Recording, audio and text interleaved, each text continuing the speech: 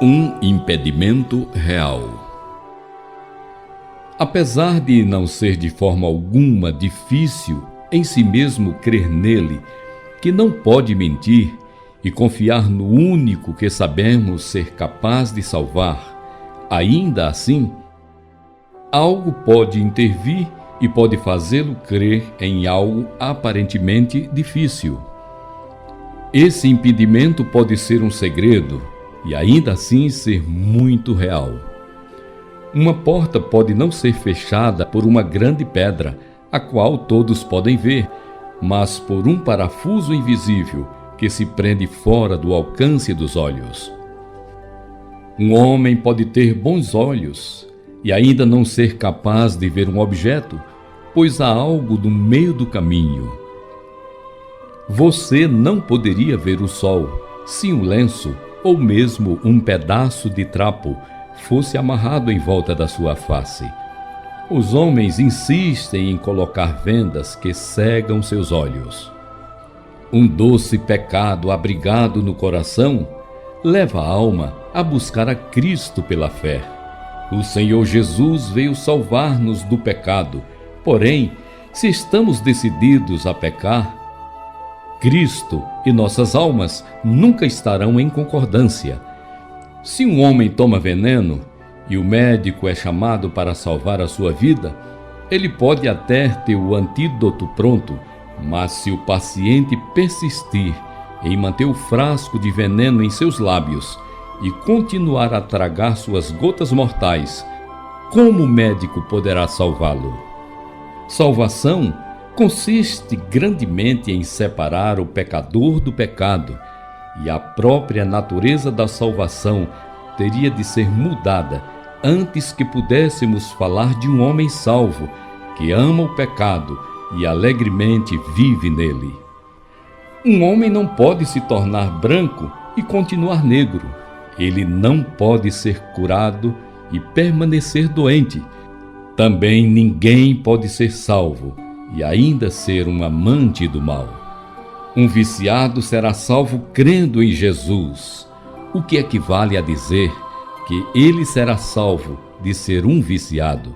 Porém, se ele continuar a se intoxicar, ele não está salvo disso e ele não crê verdadeiramente em Jesus. Um mentiroso pode pela fé ser salvo da falsidade. Por conseguinte, ele deixa a mentira para trás e cuidadosamente fala a verdade. Todos podem perceber claramente que ele não pode ser salvo de ser um mentiroso se continuar da mesma forma que antes, cheio de enganos e desconfianças. Uma pessoa que está em inimizade com outra será salva deste sentimento de inimizade ao crer no Senhor Jesus. Mas se ela jura que ainda manterá o sentimento de ódio, está claro que ela não foi salva desse sentimento, e fica claro que ela não crê no Senhor Jesus para a salvação. A grande questão é ser liberto do amor ao pecado, pois esse é o efeito certo de confiança no Salvador. Porém, se esse resultado está longe de ser desejado de tal forma que é recusado, todo discurso de confiar no Salvador para a salvação é um conto inútil. Um homem procura um oficial do navio e pergunta se ele pode ser levado à América. Ele tem certeza que o navio está pronto agora e que ele apenas tem que embarcar, chegando rapidamente a Nova York. Mas ele diz: eu quero passar em casa, na Inglaterra, para cuidar da minha loja por todo o tempo em que eu estiver cruzando o Atlântico. O agente pensa estar falando com um louco e lhe diz para cuidar dos seus negócios e não fazê-lo perder tempo ao fingir-se de bobo. Fingir que confia em Cristo para lhe salvar do pecado, enquanto você ainda está determinado a continuar nele, é desconsiderar Cristo. Eu oro para que você não seja culpado de tal profanação. Que ele não imagine que o Santo Jesus será o patrono da iniquidade. Você vê uma árvore, a erva cresceu por toda parte e está sufocando, sugando sua vida e matando-a. Essa árvore pode ser salva? O jardineiro pensa que sim. Ele está animado para fazer o seu melhor, mas antes que ele comece a usar seu machado, a sua faca, alguém diz que ele não pode cortar a erva. Ah, então é impossível, diz ele. É a erva que está matando a árvore, e se você quer que a árvore se salve, não pode salvar a erva. Se você confiar em mim para a salvação da árvore, você precisa me permitir tirar dela a trepadeira mortal. Mas isso não é um senso comum? Certamente é. Você não confia a árvore ao jardineiro, a não ser que você confie que ele corte fora tudo que lhe é mortal.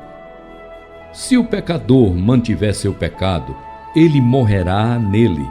Se o pecador está desejoso de ser resgatado do seu pecado, o Senhor Jesus é capaz de fazê-lo e o fará se ele colocar seu caso diante dele. Qual é então o seu pecado, querido? É alguma injustiça grosseira?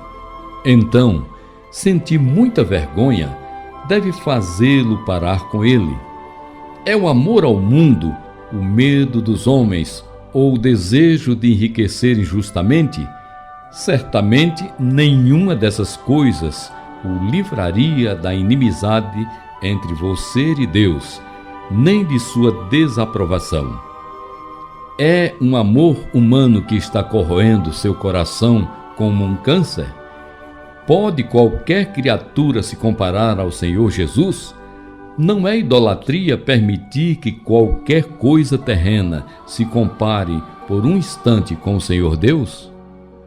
Bem, diz ele, para que eu desista do pecado particular pelo qual eu estou cativado, seria para mim uma grande perda nos negócios, arruinaria minhas estimativas e diminuiria minha utilidade de várias formas.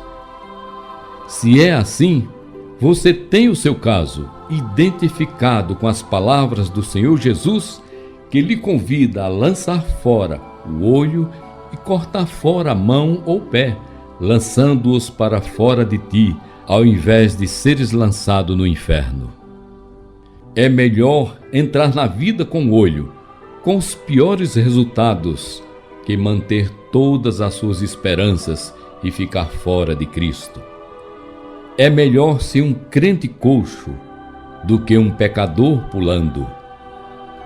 É melhor estar nos piores estados da vida no exército de Cristo do que liderar o grupo e ser o grande oficial sob o comando de Satanás.